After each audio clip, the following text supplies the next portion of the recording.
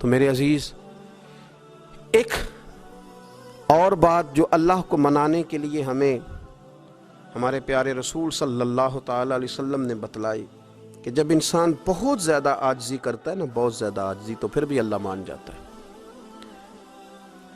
جب وہ اس کے حضور بہت عجز کا اظہار کرتا ہے، بہت زیادہ عجز کا اظہار کرتا ہے، وہ ڈر جاتا ہے اس سے۔ وَلِمَنْ خَافَ مَقَامَ رَبِّهِ جَنَّتَانِ، فرمایا جو میرے سامنے کھڑے ہونے سے ڈرے گا میں اسے 2 جنتیں عطا کروں گا۔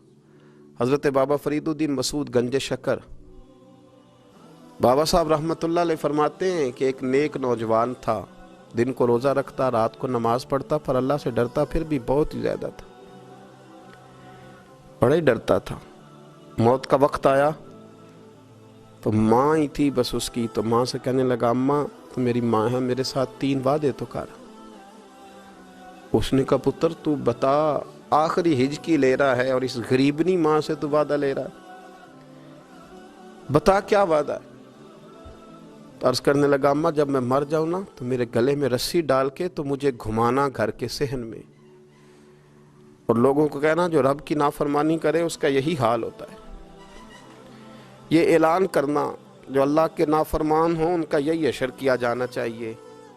اور اماں پھر دوسرا وعدہ کر، میرا رات کو جنازہ اٹھایا جائے، میں نہیں چاہتا کہ کسی کے منہ سے یہ لفظ نکل جائیں کہ وہ دیکھو اللہ کا نافرمان جا رہا ہے، رات کو میرا جنازہ اٹھانا۔ اور اماں تیسرا میرے ساتھ وعدہ کر کہ لوگ مجھے دفن کر کے آ جائیں گے تو میری قبر پہ چلی جائے گی، عمل میرے پاس کوئی نہیں، پر مجھے لگتا ہے ماں کے قدموں کی برکت سے عرش کا مالک بھی رحم فرمائے گا۔ اماں تو وعدہ کر کہ میرے ساتھ وعدہ کر۔ بابا صاحب رحمۃ اللہ علیہ فرمانے لگے کہ ماں، بوڑھی ماں نے وعدہ کر لیا، کہا بیٹے ٹھیک ہے، اگر تیری یہی ضد ہے تو میں تیار ہوں۔ پھر اس نے کلمہ شہادت پڑھا، اس نوجوان کی روح پرواز کر گئی۔ بوڑھی ماں نے رسی منگائی تو وَلِمَنْ خَافَ مَقَامَ رَبِّهِ جَنَّتَانِ، جو ڈر جائے، اس نے تو کہا تھا نا کہ رسی ڈال کے گھمانا اور کہنا یہ اللہ کا نافرمان ہے، اس کا یہی اشر ہونا چاہیے تھا۔ لیکن جب ماں گلے میں رسی ڈالنے لگی تو گھر کے ہر کونے سے آواز آنے لگی، خبردار یہ رب کا دوست ہے، اللہ کے دوستوں کے ساتھ اس طرح کا معاملہ نہ کیا جائے، اسے چھوڑ دیا جائے۔ اور کہا تمہیں کچھ بھی اور کرنے کی ضرورت نہیں ہے، یہ تو رب کا دوست ہے اور رب کی بارگاہ میں حاضر ہو گیا۔ کچھ کوئی بندہ کہے گا کہ یہ تو ایک بابا فرید کا سنایا ہوا واقعہ ہے، سنیے، بخاری میں حدیث ہے، نبی پاک صلی اللہ علیہ وسلم نے فرمایا، حضرت ابو ہریرہ رضی اللہ تعالیٰ عنہ راوی ہیں، حضور فرماتے ایک شخص مرنے لگا تو اپنے بچوں سے کہنے لگا کہ میں جب مر جاؤں تو مجھے جلا دینا، اور پھر میرے جلے ہوئے وجود کو پیس دینا، پھر مجھے ہوا میں اڑا دینا۔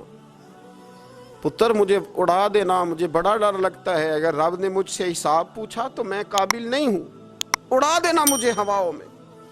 اگر اس نے مجھ سے عذاب لیا تو حساب لیا تو بڑا سخت حساب لے گا۔ حضور فرماتے ہیں، بخاری میں موجود ہے، اس کے بچوں نے اسی طرح کیا، اس کے مرنے کے بعد اسے جلایا، ہوا میں اڑا دیا۔ اللہ کے محبوب فرماتے ہیں رب کریم نے حکم دیا زمین کو کہ اس کے ذرات کو جمع کرو، زمین نے ذرے جمع کیے، خدا نے حکم دیا تو اس کا وجود پھر سے اسی شکل میں آیا۔ تو رب کریم نے فرمایا یہ جو تو نے وصیت کی تو کیوں کی؟ اللہ جانتا ہے کہ نہیں جانتا؟ یہ کی تو کیوں کی؟ تو رو پڑا، کہنے لگا اللہ میرے اندر تو طاقت نہیں تھی تیرے سامنے کھڑا ہو کے حساب دے سکوں، تجھے منانے کے لیے تیرے خوف سے ڈر گیا، میں ڈر گیا۔ اگرچہ ہمارے بزرگوں نے لکھا ہے کہ آج یہ وصیت کرنا، اس رنگ میں یہ طرز اختیار کرنا درست نہیں، لیکن آپ غور فرمائیے کہ نبی پاک علیہ السلام فرماتے ہیں جب اس نے کہا نا اللہ تجھ سے ڈر کے یہ کیا، تو رب کریم نے فرمایا جا پھر میں نے تیری مغفرت کر دی، کیونکہ اللہ کو پتا تھا یہ دل سے بات